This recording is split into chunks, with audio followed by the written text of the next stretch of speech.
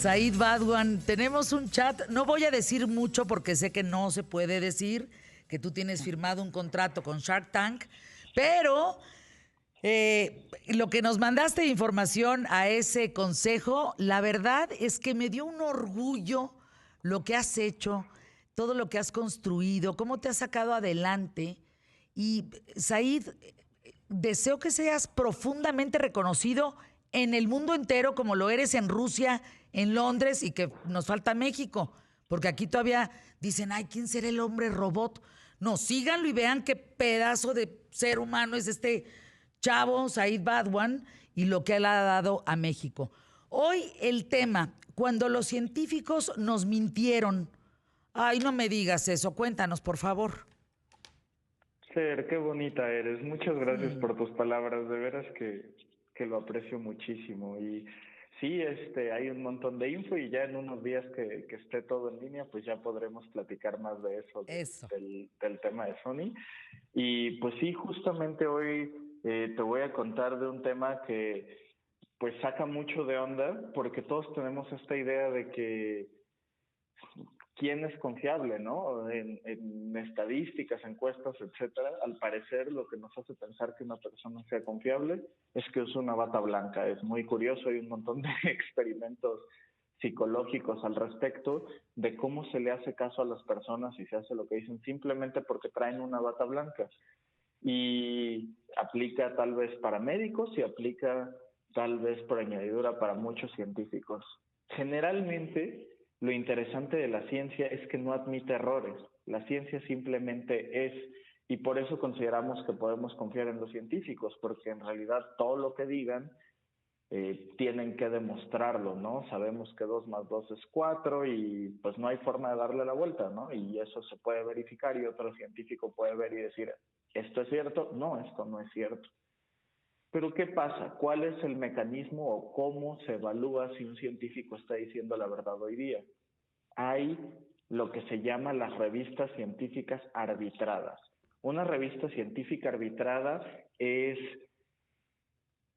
literalmente una revista donde se publican lo que se conoce comúnmente como los papers. Un paper, por eso se llama así, porque se publica en estas revistas y significa que es un artículo de investigación que fue revisado por lo que se llama pares científicos. Entiéndase, hay un consejo de científicos reconocidos que leen lo que escribió el otro científico y dicen, oye, no, esto 2 más 3 no es 6, te equivocaste y nosotros no publicamos esto. Entonces hay un consejo que revisa que se le paga un consejo por usar escrutinio científico de un montón de personas para que cada artículo que se publique lo hayan revisado un montón de científicos para que si alguien está diciendo una mentira, una tontería, una barbaridad, no se les pase. Así es como deberían de funcionar las revistas científicas arbitradas. ¿Qué pasa? Que existen las revistas científicas cuesta, que hay un montón de científicos reconocidos revisando los artículos que escriben todos los científicos del mundo, cuesta. Entonces, ¿cómo en teoría se mantienen estas revistas?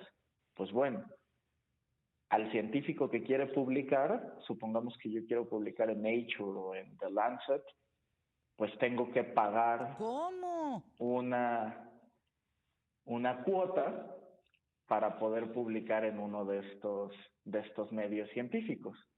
A ver, Y paréntesis.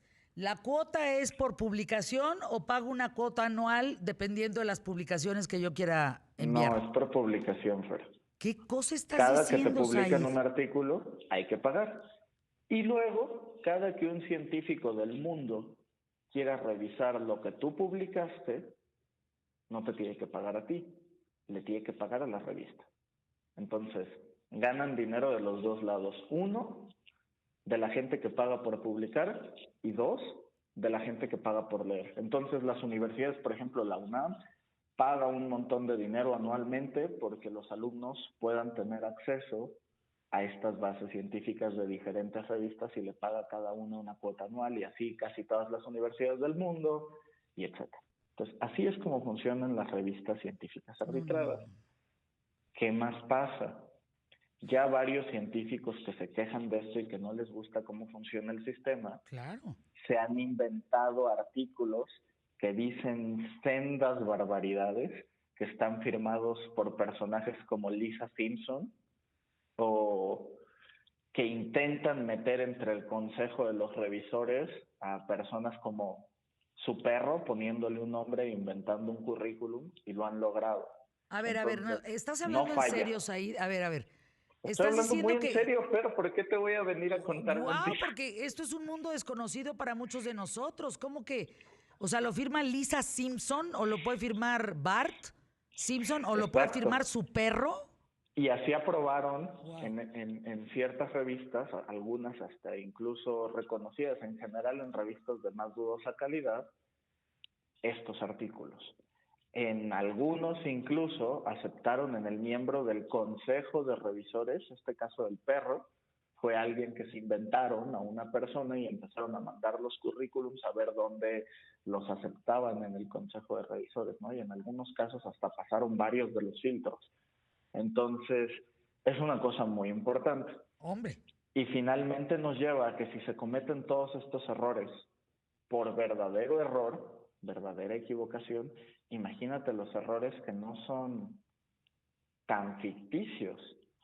Y hay un caso muy interesante del que te quería platicar hoy, que es de cuando había intereses económicos detrás, por ejemplo, con la gasolina con plomo. No sé si sabías, pero la gasolina con plomo está prohibida hace mucho tiempo. La gasolina con plomo parecía una maravilla y estaban muy invertidos desde compañías estadounidenses como la Standard Oil Company y empresas como General Motors, porque permitía, o sea, como General Motors estaba invertida en eso y tenían como cierta ventaja sobre sus competidores al poder usar esa gasolina, podían incrementar lo que se llama el índice de compresión en los motores y así hacer coches más potentes. Eso les daba una ventaja contra la competencia porque al parecer todo mundo queremos coches más potentes, Dios sabrá para qué, porque pues vivimos en ciudades en donde hay límites de velocidad, etcétera. Pero el caso es que el científico que se encargó de hacer todo esto, que se llama Thomas Bigley, da una conferencia de prensa descaradísima donde se lava las manos, y estoy hablando literalmente, agarra el aditivo de plomo que se le pone a la gasolina, que es el tetraetilo de plomo, y se empieza a lavar las manos en conferencia de prensa y dicen, ven cómo esto no hace nada, y me atrevería a hacerlo todos los días si quieren. ¿Qué pasa? Pues él sabía que el 40% de la absorción de este problema del plomo era más bien por la inhalación que por lavarse las manos. Claro que era riesgoso y lo podía hacer una vez, y de hecho se le olvidó comentar en esa conferencia de prensa que ya antes había estado meses en el hospital recuperándose por intoxicación de plomo de lo que trabajó en el invento, y que las personas en las plantas todos los días estaban volviendo locas literalmente o muriéndose por la oye, contaminación de este plomo. pero eso es un crimen, Said. Sí, definitivamente es un crimen que se cometió y que son cosas de Es las una que ya nadie se omisión. acuerda.